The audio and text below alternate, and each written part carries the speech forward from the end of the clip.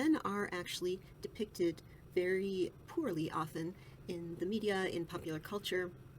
It is widely accepted as long as that misandry is something that does not challenge masculine stereotypes. And the most grievous example, at least recently that I can think of, I was reminded of when I was going through a box of my things, I found this, which is a award for a field trial. And the reason this is relevant is because you may recall some time ago that Kristi Noem was exposed as being a puppy killer, because when she wrote a book about her life, she recounted a story where she had a pointing dog that she was training to hunt, and this was a puppy, and she had to put it down or shoot it because it was undisciplined. And I am not claiming to be a dog training expert. This award, I was a child when my father actually won it, but I was his little buddy. The puppy we were training, we were teaching him not to chase the bird and not to be gun shy. I held that check cord so tight that it ripped through both of my hands. And my father just assumed that, if that were to happen, I would have just dropped it, but I was not going to drop it. And I actually got really hurt pretty badly, at least for a kid. I'm fine now, obviously. And I would go to field trials with my father, though it is something I have knowledge of. And I can tell you, first of all, I don't think her story is true, which is a relief. Second of all, untrainable, that is not a thing. And at the age she's talking about, it's going to chase birds, it's going to be scared when you fire guns, it's probably going to be scared of horses. That is normal. It's just like a toddler. You would not expect them to read perfectly on the first try. So the point of this is, the reason, ostensibly, why she put this in her memoir was to show that she was a strong leader, that she could get stuff done, she wasn't scared, she wasn't a weak female, basically. And actually what this shows, first of all, there is the double standard with women in political leadership. No, women are considered ill-fitted for leadership because they are not considered strong. But at the same time, if they display masculinity, that also counts against them. Voters don't like masculine women. So that is one reason it is difficult for women to be elected to high office, especially because there is this stereotype that you have to be strong, but if you are a strong woman, that is threatening, and people don't like that. But my point is, just imagine if the tables were turned. And I think this helps when you're thinking about misandry versus misogyny. Just imagine if a man wanted to look more feminine for some reason, which almost would never happen. First of all, that is something that you should think about, that it is always the other way around. It's never that men try to look more feminine. And first idea was, I'm going to tell a story about how I shoot a dog in a very ignorant and cruel and heartless way. And that's what men are, right? That's what men do.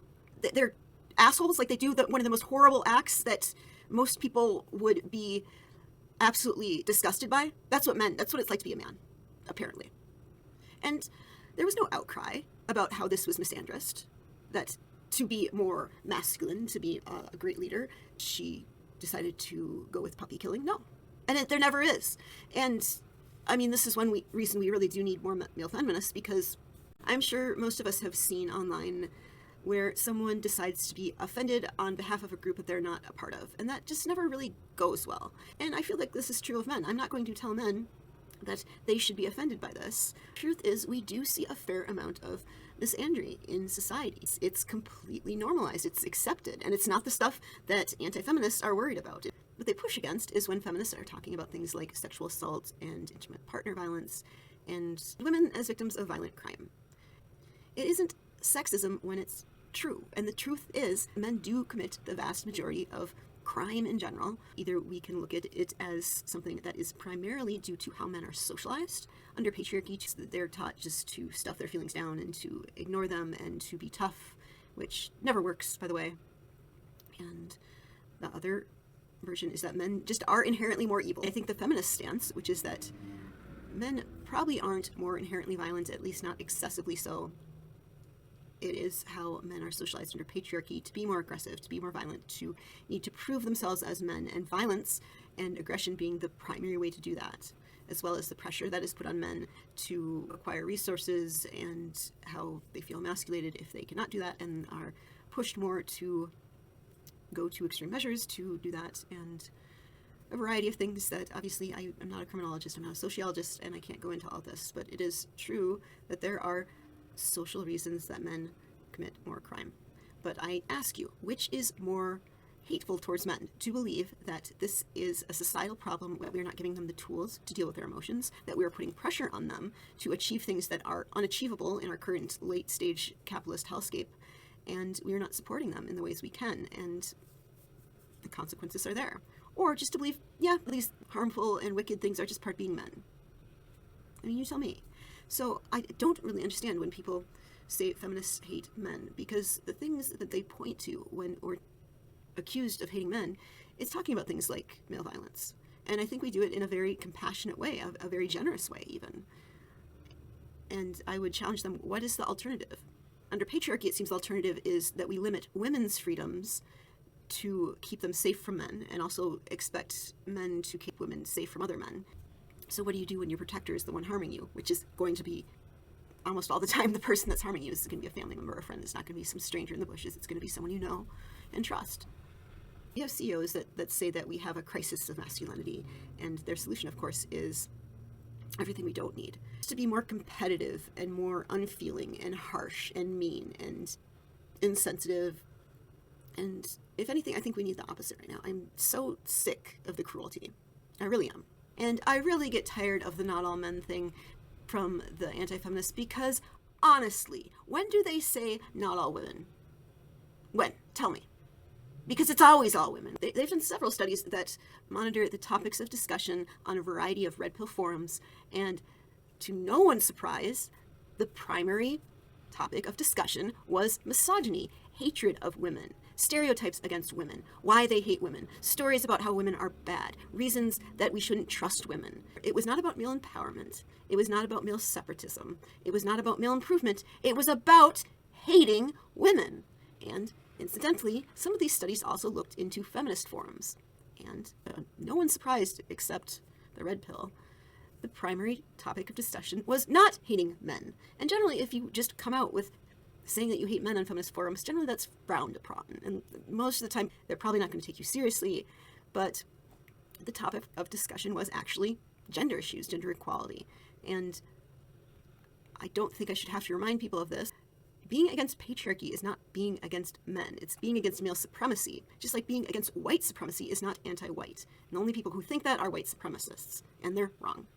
Patriarchy is upheld by all sorts of genders. Men, women, non-binary folks. We can all continue, or we can all fight patriarchy. It is not just men benefiting and women hurting. Men hurt as well, but by and large, men tend to have more privileges under the system. But I put the caveat on it. A lot of these privileges aren't all that useful. Obviously, the money and power are very useful, but as far as, like, what? You want to be associated with killing dogs and people to be scared of you, and I mean, if you watch the old sitcoms, common trope is, I mean, these men are absolute morons, but it's okay because they're morons in ways where, oh, look, they look funny in a dress because ha ha ha, men don't wear dresses. Or look, they can't take care of the house, they can't take care of the baby, and these were all written by men. And we laughed at it. They were the comic relief but it was also funny that men were trying to do women's tasks because that's not what men are for. That's what women do, you know, and it is very paternalistic, and it is treating women like, well, that's your role, and that's what happens if a man tries to help around the house. When men are depicted negatively in ways that affirm masculinity, it's not a problem. And I don't know, I'm not here to tell men what they should and should care about, but especially with the dog thing, I think you should care. I think that's a bad look. Just gonna say. I wouldn't go with the dog killing angle. And as far as I know, most men don't kill dogs. I could be grossly uninformed on this, but I'm pretty sure that's something most don't like to do. But if I'm wrong, I will say right now, it is going to drastically change my opinion on men. And I like dogs, so if you're a dog killer, then fuck you.